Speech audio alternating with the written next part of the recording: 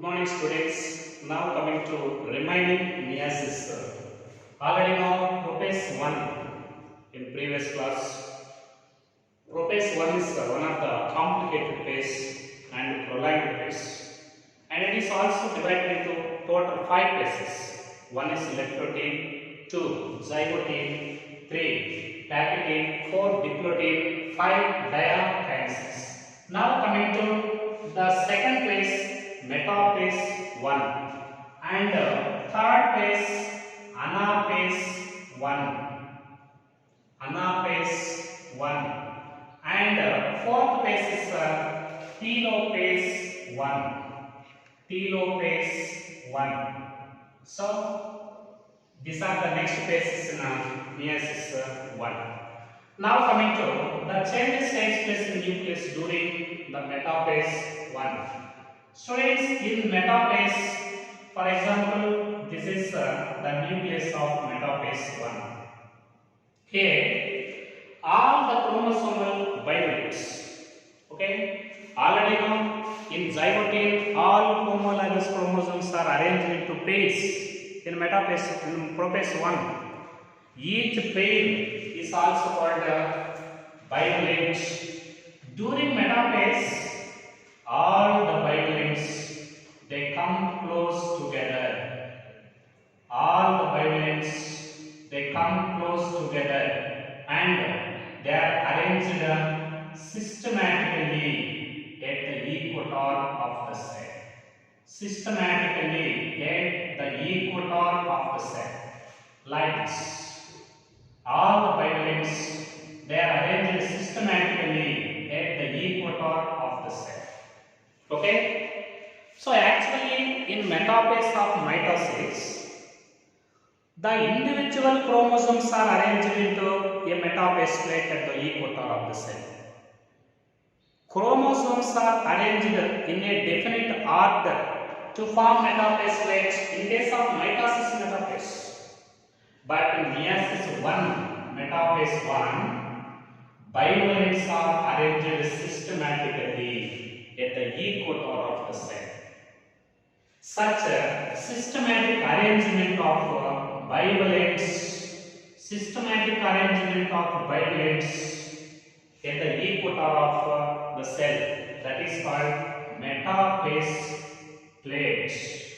This is called metaphase plate. Metaphase plate is formed during the metaphase of meiosis 1. What is metaphase plate and what are arranged in systematic order during this phase? Bivalents of the cell, they are arranged in a systematic order at the equator of the cell. Such a systematic arrangement of bivalents at metaphase 1, this is called metaphase plate. Now, the spindle fibers are also developed from the opposite poles like this. Spindle fibers. Now the spindle fibers coming from the opposite poles, they migrate to the center, that is equator. Now these spindle fibers are attached with the centromeres of the homologous chromosomes. Like this, the spindle fibers coming from one pole, they are attached with the centromeres of the chromosomes present towards the upper pole. Spindle fibers coming from one pole, they are attached with the centromeres of one set of homologous chromosomes present towards the upper pole. Like that, similarly, the spindle fibers coming from the lower pole migrates to the center and also attach with another set of homologous chromosomes present towards the lower side. In this way, this spindle formation is also completed in metaphase. And the spindle fibers coming from opposite poles, they are attached to the centromeres of the chromosomes. And spindle formation is also completed during this metaphase 1. So, metaphase plate is formed and formation of spindle fibers. Spindle fibers are also formed and are attached with the centromeres of homologous chromosomes. But here, in case of metaphase of mitosis, The spindle fibers coming from opposite poles, they are attached with the centromere, the same centromere of chromosomes in mitosis. But here, pairs are there, chromosomal pairs are there. The fibers from upper pole attached with the centromeres of upper set of chromosomes. Similarly, the fibers coming from the lower pole, they are attached with the centromeres of lower set of chromosomes, but not at the same centromere of chromosomes. That is takes place in metaphase. This is the changes takes place in metaphase. Anyhow, metaphase 1 is characterized by formation of metaphase plate, that is the systematic arrangement of chromosomal homologous bivalents at the equator, and spindle formation from opposite poles and attachment to the centromeres of the chromosomes can be observed in metaphase 1. Now in this this third phase, anaphase. For example, this is the equator of the cell. These fibers they begins to contract itself, causing a pressure on the bivalents. And as these fibers they contract to itself, these fibers they separate the bivalents into chromosomes like this. They separate the chromosomes, they separate the bivalents into chromosomes like this. They separate the chromosomes separate the bivalents into chromosomes. Every pair they get separated. As the fibers they contract itself, these fibers they separate the bivalents into haploid sets like this.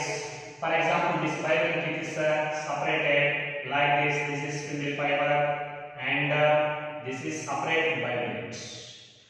In every bivalent, one chromosome it is pulled towards the opposite pole. One is pulled to the next opposite pole. In this way, chromosomal bivalents are disjuncted into haploid chromosomes. These chromosomes are disjuncted. Chromosomal bivalents are disjuncted into haploid set of chromosomes. In this way, for example, total 20 chromosomes are there. For example, when 20 chromosomes are present in a cell, 20 chromosomes are arranged into 10 bivalents. And in each bivalent, one chromosome is pulled to the one pole and another chromosome is pulled to the second pole. I mean, 10 chromosomes are pulled towards the one pole of the cell and remaining 10 chromosomes are pulled towards the lower pole. In this way, diploid set of chromosomes are disjuncted into haploid set of chromosomes. These 20 chromosomes, they are considered as diploid set.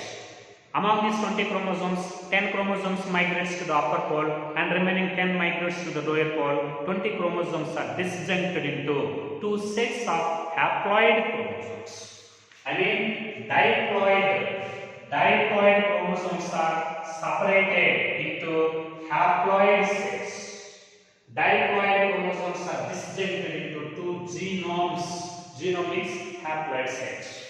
But in anaphase 1, okay, centromeres they do not split.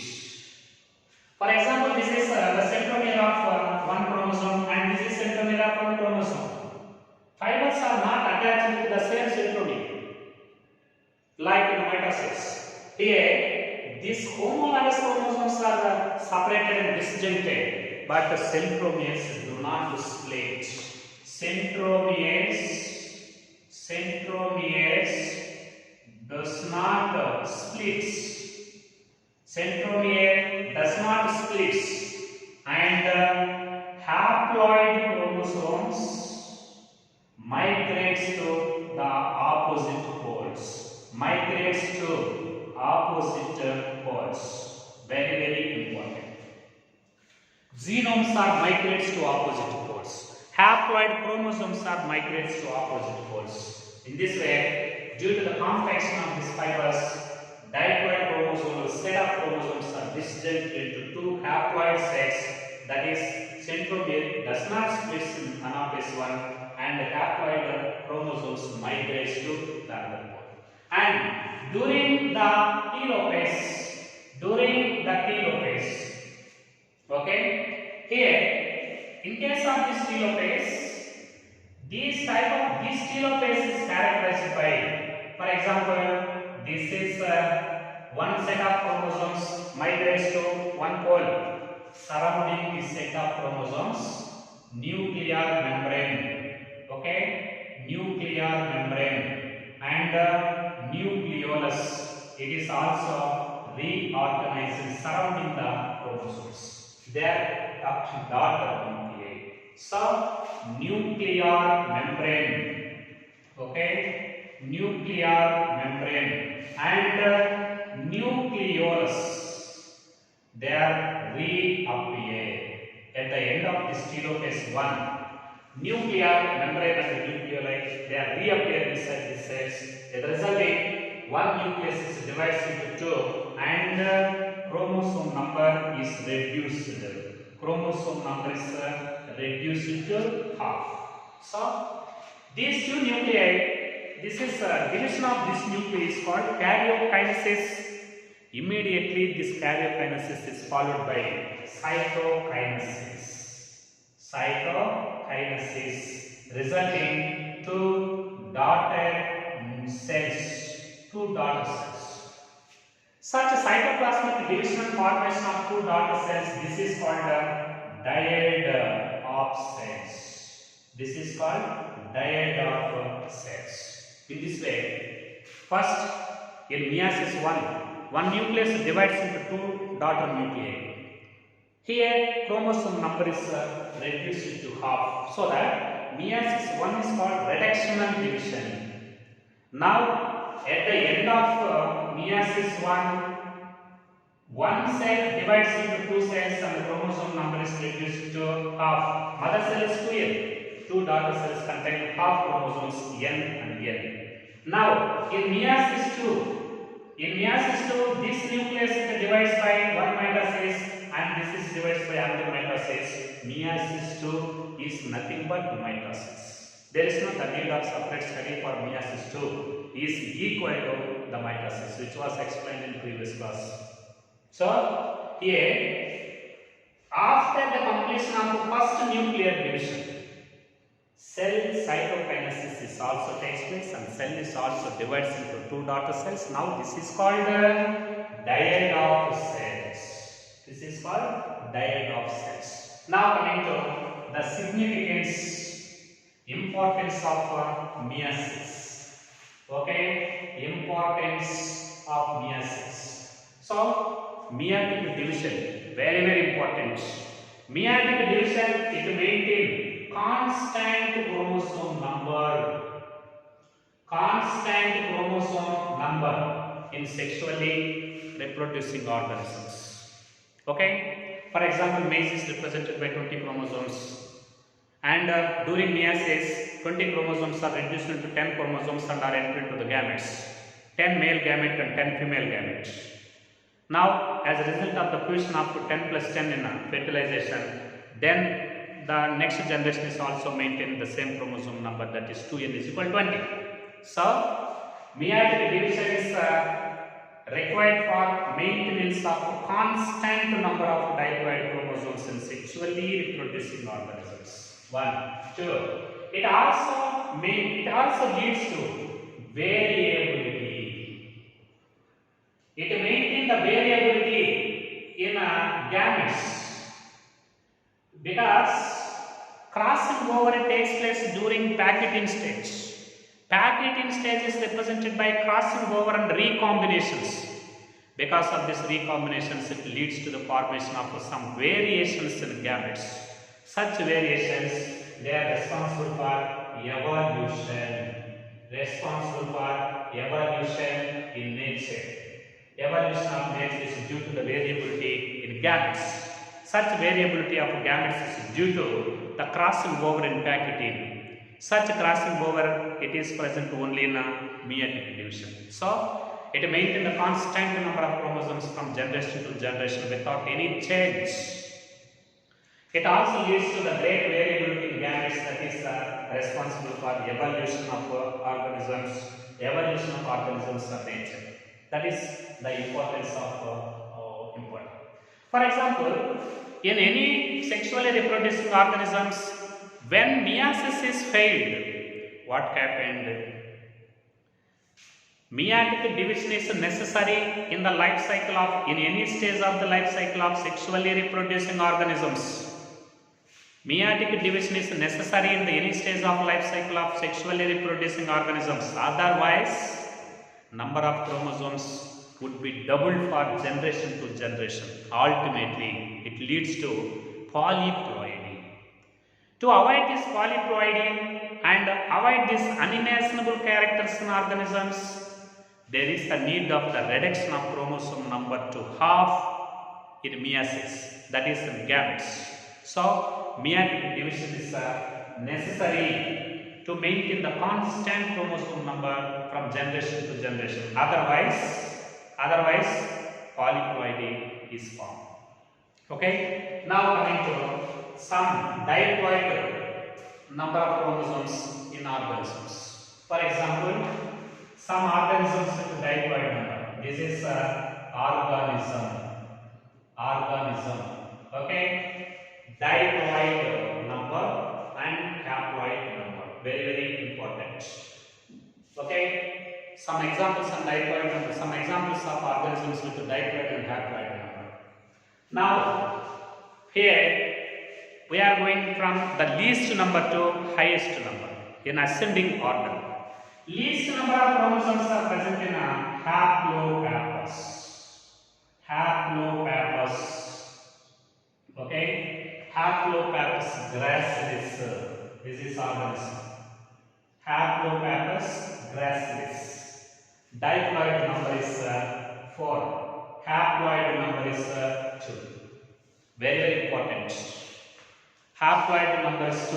Diploid number is 4 for Haplopappus. This is the least number. Now coming to another one.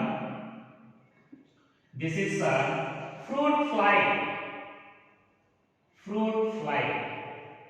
Diploid number is 8. Haploid number is 4.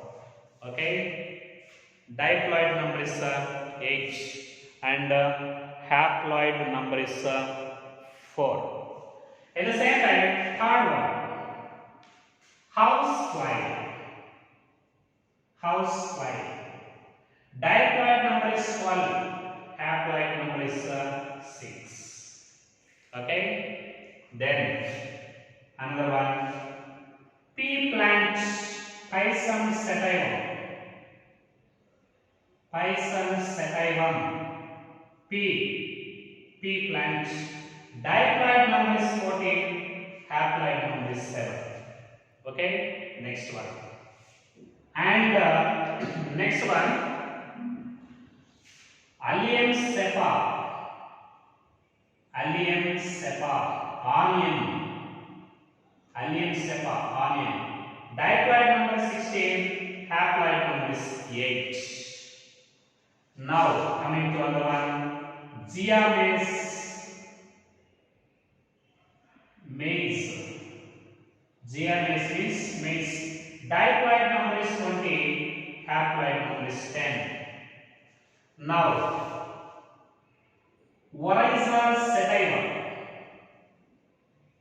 Oryza sativa, rice. Diploid number is 24, haploid number is 12. Okay, next. Apple, Pyrus manus. Apple. Diploid number is 34, haploid number is 70. Okay, next one. Rat. Diploid number is 38, haploid number is 19. And cat. Diploid number is 42, haploid number is 21. Cat and also which diploid number and haploid number is same. And human diploid number is 46, haploid number is 23. Okay, and potato and also Nicotiana, tobacco and potato. Diploid number is 48, haploid number is 24. And cotton, Gossypium herbaceae, cotton. Diploid number is 52, haploid number is 26. Diploid number is 52, haploid number is 26. And also another branch, dog. Diploid number is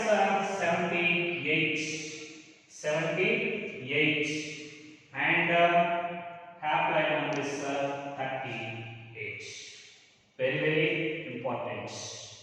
Okay, 39.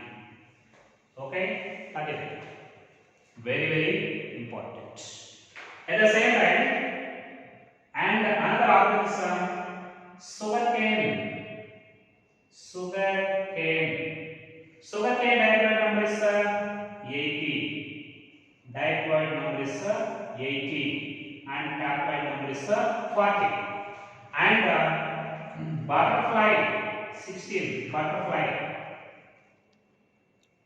diploid number is 380 and haploid number is 190. Okay. At the same time, highest number is present in Ophioglossum. This is one of the family.